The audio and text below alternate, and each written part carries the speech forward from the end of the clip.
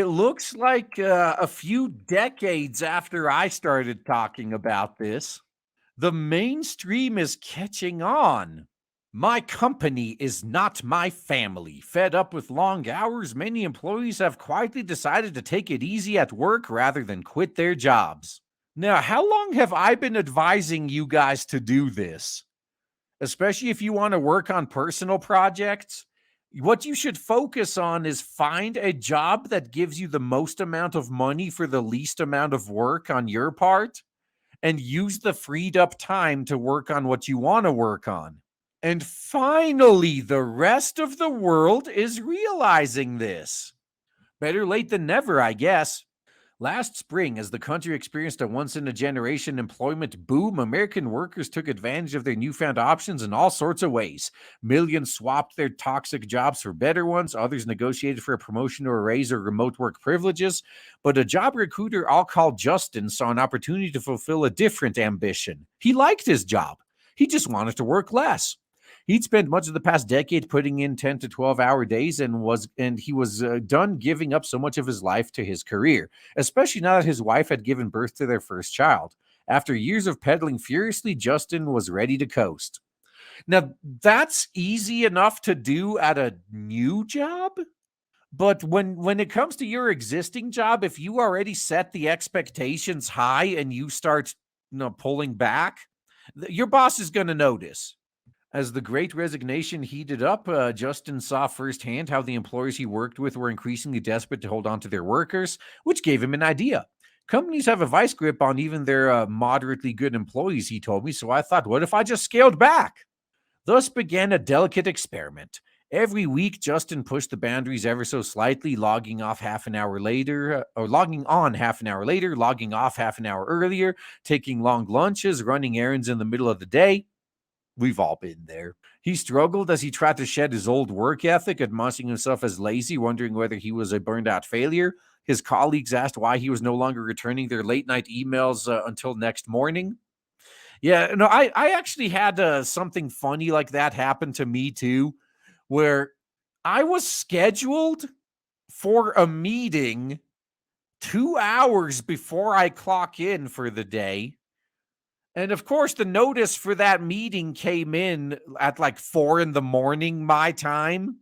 So I just woke up as usual, not knowing any of that happened. And then people were mad at me. They said, what the hell did you expect? I have my phone muted while I'm sleeping. I wasn't going to get that notification. You want to schedule me for a meeting before my workday starts? You got to let me know the day a day in advance, dumbass. It's not hard. Now, for a guy who has always gone above and beyond, it was uncomfortable doing the bare minimum. It was uncomfortable because your boss notices. Yeah, I was sweating bullets, but I was like, look, they're not going to fire me, he said. It would take them months to find someone new and train them up. My lessened productivity is better than zero productivity. Today, Justin is working the least he ever has, 40 hours a week, and he's not done. In the months ahead, he's hoping to work even less. If only you realized this 10 years ago, you could have taken use of making better use of the prime of your life, huh? Over the past few weeks, I've been talking to professionals like Justin who are strategically dialing back at work. During the pandemic, they came to see work as just that, work. For the first time in their lives, they view their jobs as the source of a paycheck to support themselves and their families, not a higher calling that demands their utmost devotion. Yes. I've been like this from the beginning. Work is just a way for me to pay for my hobbies. And the pandemic created the ideal conditions to live out their new resolve. The hot labor market ensured their job security, while the rise in remote work is making it harder for their managers to monitor the effort they put into their jobs. It was the perfect time to be a recovering overachiever. Yeah, that whole monitor effort thing, all that did was make sure that, say you could finish 8 hours of work as according to the boss's estimates in 2 hours. You literally either created busy work to look busy, or you dragged those 2 hours of work out over 8 hours. Again, so you look busy for your manager. It's not like you're any less busy now that you're working from home. It's just you actually only spend the 2 hours to do your full day's worth of work, and you don't waste the other 6. You can do things like run errands and do other stuff. Though many Americans would call these employees lazy or unambitious or shiftless, Loafers who are unwilling to go the extra mile or burnouts who are unable to do so. Well, why would you have a problem with it? Less competition for. So that's why everyone I spoke with agreed to talk away on condition that I swap their real names with pseudonyms. But such name calling misses the point. If you ask the employees, they say they're making a considered, deliberate decision. They're done letting companies squeeze free labor out of them. After years of feeling exploited by their employers, the late nights, the lost weekends, the demand for fealty, the tables have turned. That's right. Get it all back with interest. In a sense, these professionals are mounting a secret resistance against the status quo. Hustle culture is over, and some corners of corporate America, it's being replaced by coasting culture. It's actually kind of awesome seeing something pretty similar to what I've been doing for like a decade make it to the news. Quitting in place. In the great rethink of the pandemic, millions of Americans have resolved to make work less central in their lives. For many, this has required switching jobs. The share of people quitting their jobs has exceeded pre-pandemic records every month since March last year. And a survey by the research firm Greenwald Research found that half of those who switched jobs last year said they did so because they worked too many hours and wanted better work-life balance. That's what I'm looking into. I can make a better jump. Darryl, an engineer who works 12-hour days in his IT operations job, was fed up with sacrificing weekends and holidays for his employer for more than a decade. These companies just see you as a resource, not as a person. He told me last year he landed a new job with a regular 9 to 5 schedule. When people ask me how are things at the new job, I tell them that work is work. That's all it is. At 4:30, I can close my laptop and the work part of my mind is shut off. I don't think about work until the next morning. Yes, this is the best attitude to have. That's exactly what I do too. Once I shut my work laptop, I don't check work emails. I don't check work DMs. I don't think about work until the next morning. Yeah, they're not paying me to be on the clock 24/7. So, yeah. In human resources parlance, coasting is sometimes referred to as quitting in place. As the phrase implies, employers don't like it, but in the reality of today's job market, they don't have a choice but to grit their teeth and accept it. They just don't have enough bodies at most places to actually get the work done that they need to get done. Brian Kropp, the chief of HR research at Gartner, told me what they're saying is I'd rather have the person stay in the seat for the next 6 to 8 months, contributing at 80% than have it be empty. Now, notice specifically they say for the next 6 to 8 months. That's the important part to take note of. Because the bosses, if they notice you're doing this, and again, that's easy to see this happen. If you used to work like 12-hour days and go above and beyond and you suddenly stop, your boss is going to notice the drop off in productivity and they're probably going to start making plans to get rid of you. They can't get rid of you right now, but they can plan to get rid of you in a few months. So they're going to do that. Now, if you're starting a new job, on the other hand, like that's what I did before, where I figured out that I got lucky enough to work in a place where, let's just say I put in like 20% of my maximum effort, and that was enough to make me the top performer in my department. That was living the dream right there. That was such an easy job. Just don't set the expectation high right off the bat and you'll be fine. Then they won't even be able to tell that you're coasting now. For employers, accepting that reality means letting the coasters get away with it. Historically, according to Crop, companies have managed out roughly 5% of their lowest performers every year, which is why some people say do the bare minimum to not get fired. I say do the bare minimum to at least be in the top 50 percentile of your department, because at least then you know that you're not going to be the one selected for the layoffs. But in a Gartner survey conducted late last year, HR leaders said they're planning to kick out fewer than 2% of low performers based on the most recent round of evaluations. The permissiveness is driven in part by compassion. Businesses don't want to punish employees who are facing extraordinary stress during the pandemic, but also a matter of practicality. In December, the national layoff rate plunged to 0.8%, the lowest it's been since the Bureau of Labor Statistics began tracking the series 2 days ago. Well, 2 decades ago, sorry. Simply put, more quitting means less firing. Yup, because they got less people to replace you. That's right. If there was ever a time when Americans could afford to coast on the job, this is it. So once again, do it at a new job so your boss doesn't have higher expectations of you. Camaraderie or exploitation? Oh, yes. Companies, of course, aren't happy with the current state of affairs. I've heard many executives blame the rise in disengagement, and a euphemism for demotivated employees, on the isolation created by remote work. No, these employees always had that. They were just pretending, right? Like I just said, if it takes me 2 hours to do the 8-hour workday, if I'm in the office, I drag those 2 hours out over 8 to make it look like I'm working when the boss is looking over my shoulder. When I'm at home, though, I just do the 2 hours and then spend the rest of those 6 however the fuck I want. It's the same level of engagement, it's just way less wasted time. Now, Zoom, they say, doesn't spur employees to work as hard as being in the office, where your boss and your coworkers can see how much effort you're putting in, how much you're pretending to put in, and doesn't bind employees to their jobs in the way that in-person relationships do. Some executives have responded to the motivational crisis by hauling everyone back to the office. Those are places that are going to go bankrupt real soon. Others have tried to create a workplace culture, quote unquote, from afar, hosting virtual happy hours and flying the entire team for offsite retreats. Yeah, wastes of time, as I call them. But what these executives are missing is that some employees don't want to pal around with their coworkers. Yup, you're talking to one right now. They like that their jobs feel more transactional because it gives them more time and energy to focus on their lives outside of work. Exactly.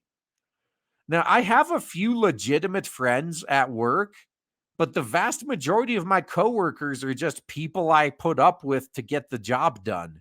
I don't want to spend more time with them. I'd rather spend my time doing things I like to do, I want to do.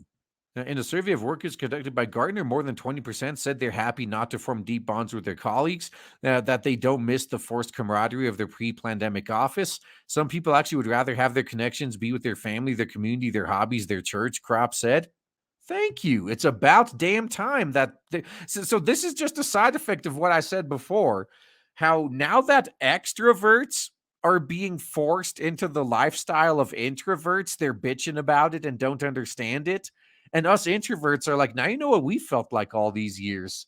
This new attitude represents a quiet but seismic shift in workplace culture, one that threatens to upend the all-consuming emphasis on career that has dominated America for decades. Yeah, that's over. That's over with this generation.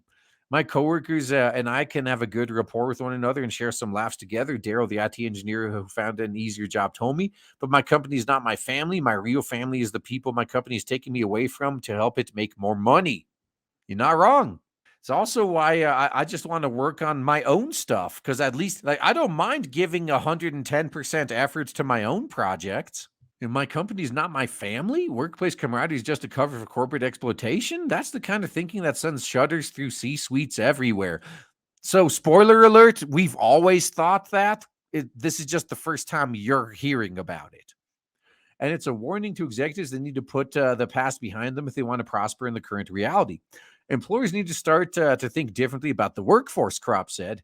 In peak hustle culture, work was where we expected to find everything we needed to live the good life, joy, purpose, community. So naturally, we spend all of our time at work.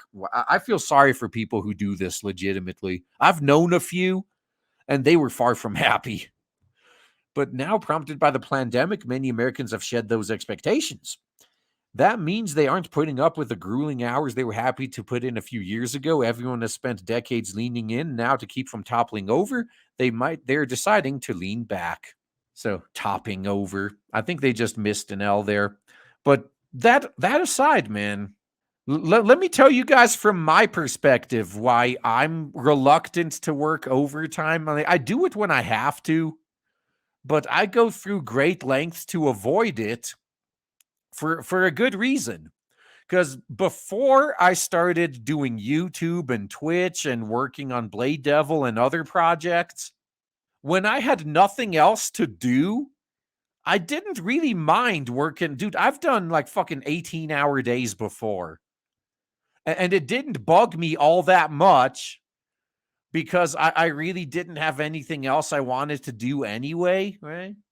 So I was willing to do that. I was able to get some pretty hefty bonuses for doing that, actually. Everyone else had shit to do, and I volunteered and got all sorts of extra shekels. It was actually pretty nice. Nowadays, though, it's a different story.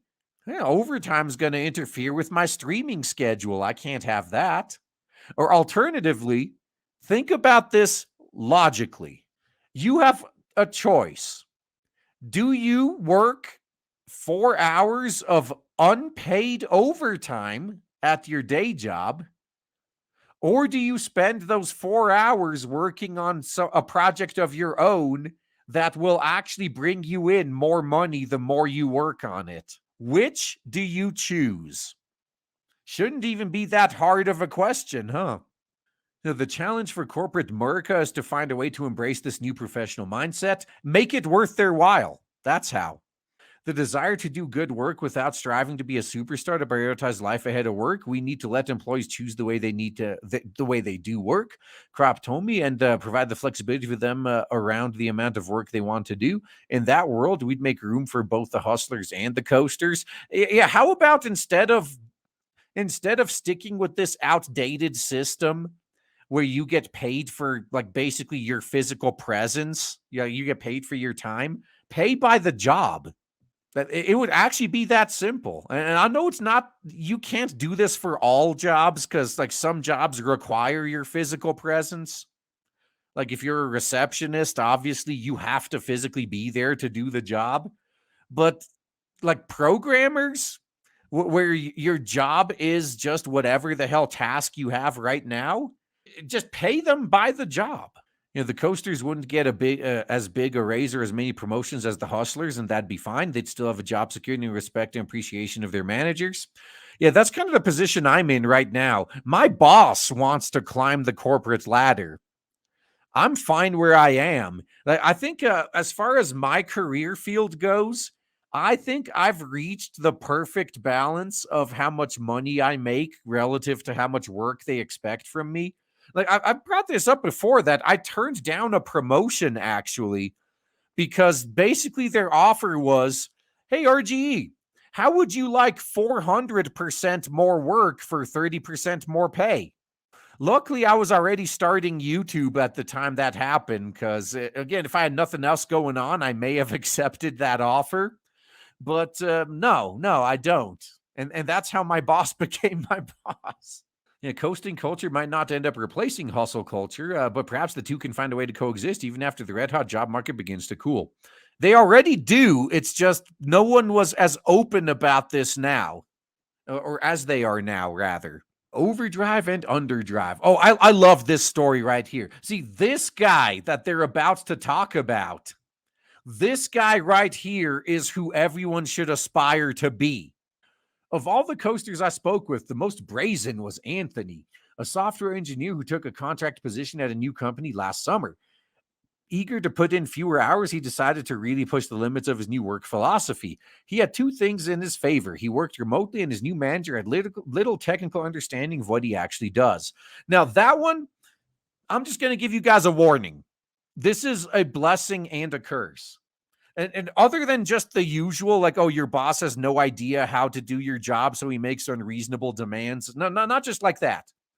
I have seen people get fired because they had a boss that had no understanding of what they actually did and they took advantage of it. And they basically did like 1 week's worth of work throughout an entire fucking year. And then their boss left and they got a new boss. And the new boss did understand the job and looked through GitHub to see what's been going on recently and had some questions. It's like, "Hey, John, would you mind explaining to me why you did 1 week's worth of work the past year?" So if you're going to take advantage of a dumb boss like that, you have to do it in such a way that if that dumb boss was replaced by a competent boss, you could have plausible deniability. It's very dangerous to fuck around like this. I mean, unless you don't care about keeping your job. Maybe you don't mind if they fire you because like you don't want to work for a person like that anyway. He devised a few tricks to create the impression that he was working around the clock, an occasional late night email, say, or a message he'd send to colleagues over the weekend. Then he'd start billing for 40 hours a week for labor that often took him only a few hours to complete. I do the same thing, to be honest. I sometimes, if I wanna make it look like I'm working late, I finish my code, and then I just don't check it in until, like, 9 o'clock in the evening. And then my boss thinks, "Oh, man, RGE, he's like he's a real go-getter getting that work done at, like, 10 o'clock at night." 'Cause I see, here's a lesson that I learned the hard way a long fucking time ago.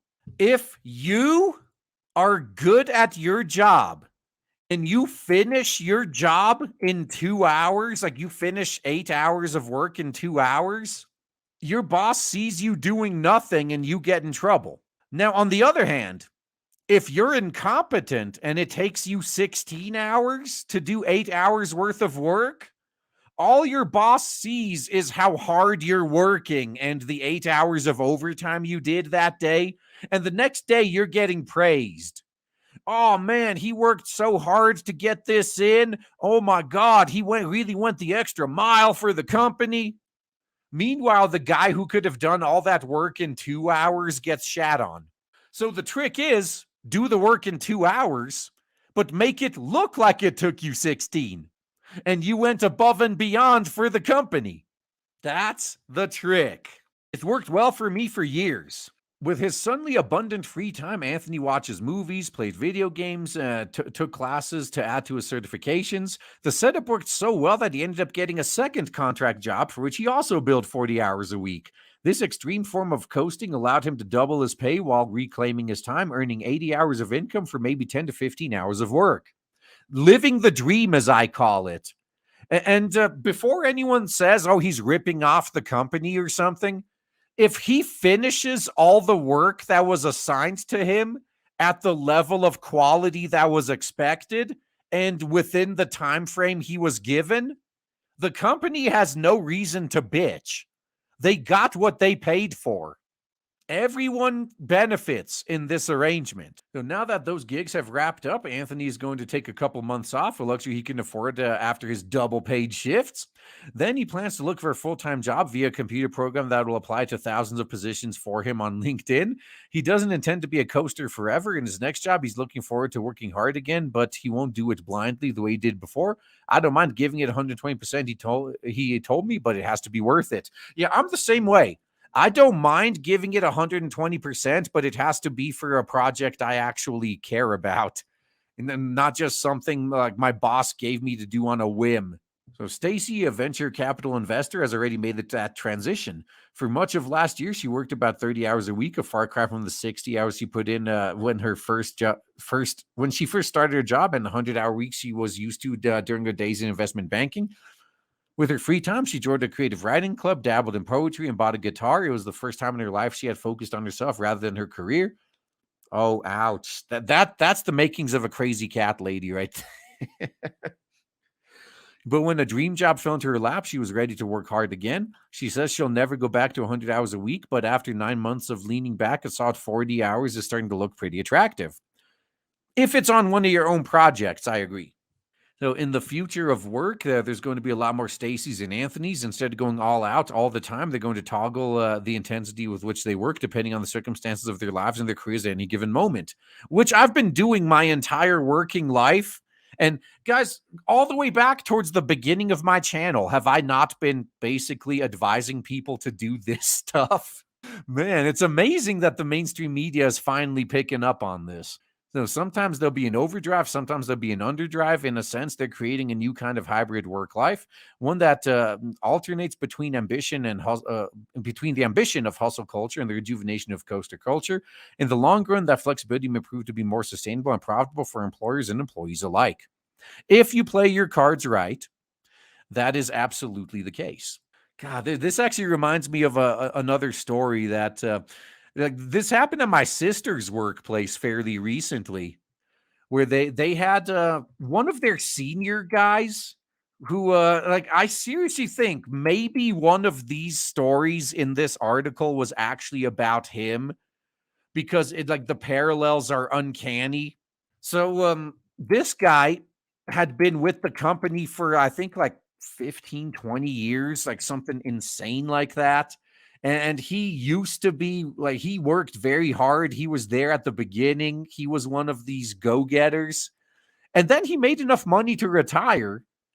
And he was doing more than just coasting. Like he basically quit the job without actually quitting. Like, what he did was kind of a dick move.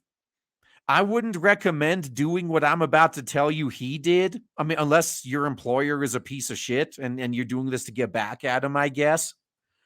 But this guy, he thought about it and he realized he could have quit, right? Like he could have just put in his 2-week notice like 6 months prior and left. But instead, he decided, why would I do that? How about I just pull a Peter from Office Space? How about I just stop working and see how long I can continue drawing paychecks before they just get pissed and fired me? And he basically did no work for like 6 months. And he was able to like he played all these political games.